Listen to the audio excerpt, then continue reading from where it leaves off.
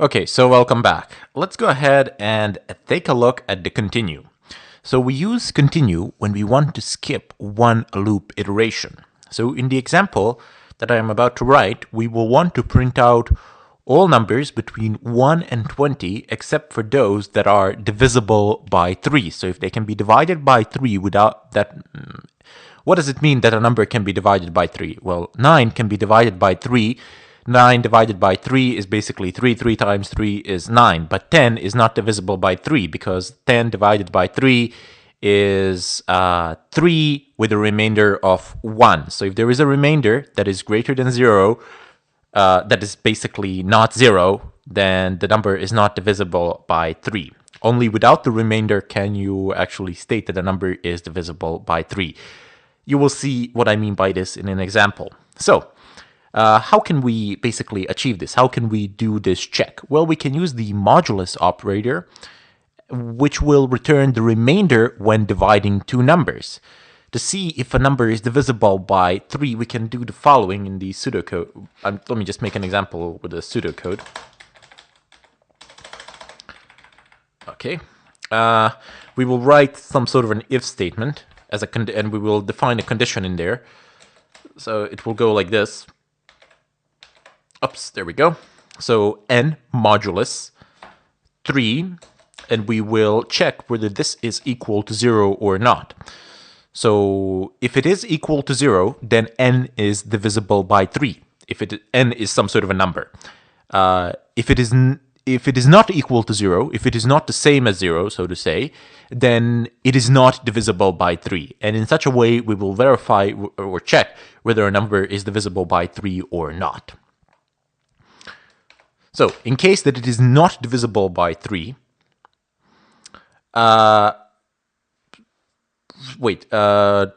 except for those that are divisible. Okay, so in case that it is divisible by 3, we will want to skip that one. I got confused a little bit here with my notes, but soon enough you will see in an example how this is intended to work. So we will recycle a little bit of the code here. We will take the for loop, but unfortunately we will have to delete everything here and here. And okay, so we can rework, we can modify this one. So we will leave the I to be equal to 1, and we will change this to 20, and the iteration will remain the same. So let's go ahead and begin. The numbers will iterate from 1 included, to 20, and 20 included. So we will write something like this. If I, modulus of 3 is the same as 0, then I would like you to skip. So continue, semicolon, skip this iteration and go to the next one. So continue will skip this current iteration in the loop and will go to the next one. So if this iteration is 1, it will skip 1 and it will go to the next iteration, which is 2. Okay, so down below we'll type in std : cout. Perhaps I should hit an enter here. As the cout is not part of the if statement. I haven't placed curly brackets in the if statement because, as I've stated before, you do not require curly brackets if there is only one statement down below it. Okay, so we shall print out I and std : and L. Okay, so you will see that this will actually print out all the numbers between 1 and 20 that are, except for those that are actually divisible by 3. So here it states, if divisible by 3, continue. So skip the current iteration. Else, you will basically finish this, except there is no else statement. There is no need for it. So let's go ahead and build and run this. There we go. So 1, 2, 3 is not here because 3 is divisible by 3. 4, 5, 6 is not here. It's divisible by 3. 7, 8, 9 not here. 12 not here. 14, 15 not here.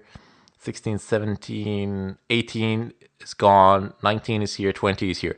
So as you can see, all the numbers that are actually divisible by 3 have been omitted here. those iterations have been skipped. So all the iterations where I, this integer, was actually divisible by 3, this condition evaluated to true, the continue statement was executed, and this piece of the code was never reached because it went into the loop, back into the loop, and the current iteration from this point onwards was skipped. So if in this iteration I had something before the if statement, that would have been executed.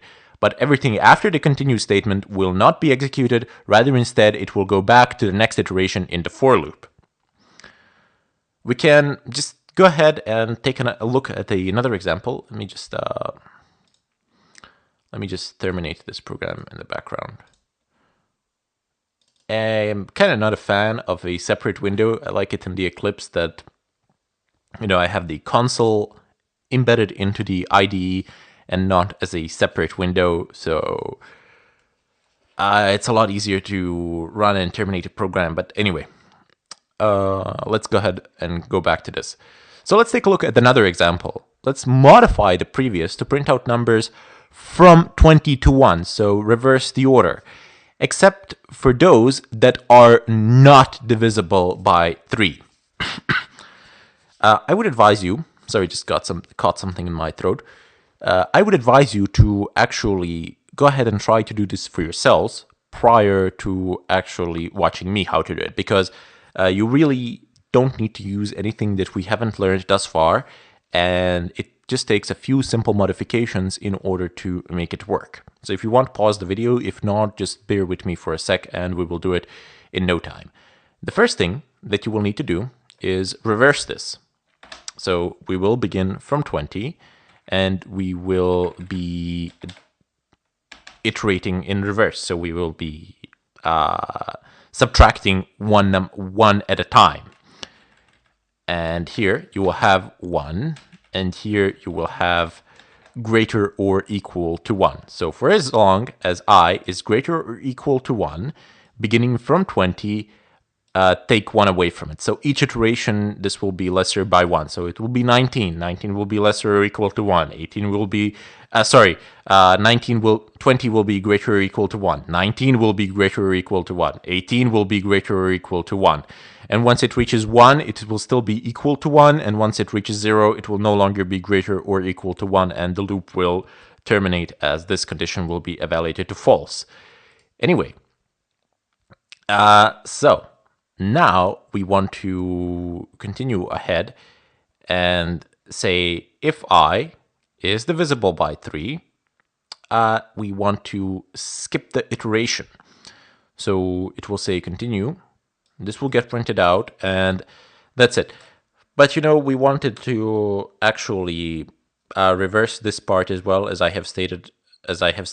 So except we wanted to make this except for those numbers that are not divisible by 3. So if a number is not divisible by 3, we would like it to be printed out. If it is divisible by 3, if it is divisible by 3, we would like it to be printed out. If it is not divisible by 3, we would not like it to be printed out. So I made a bit of a mess there saying that. Anyway, let me just go ahead and do this. So this is all you need to do. If it's not equal to 0. So if modulus is not equal to 0, meaning that if 10 was to divide it by 3, that would be 9 with the remainder of 1. 1 is not equal to 0. Henceforth, the continue statement shall be executed. So really, we've just done a reverse here, and we've reversed the loop here. The print statement still remains the same, so no big deal. Let's go ahead and run this. And you will see 18, 15, 12, 9, 6, 3. Only numbers that are divisible by 3 are being printed out. All the numbers that are not divisible by 3 are not going to be printed out. So if it is not divisible by 3, it's being printed out.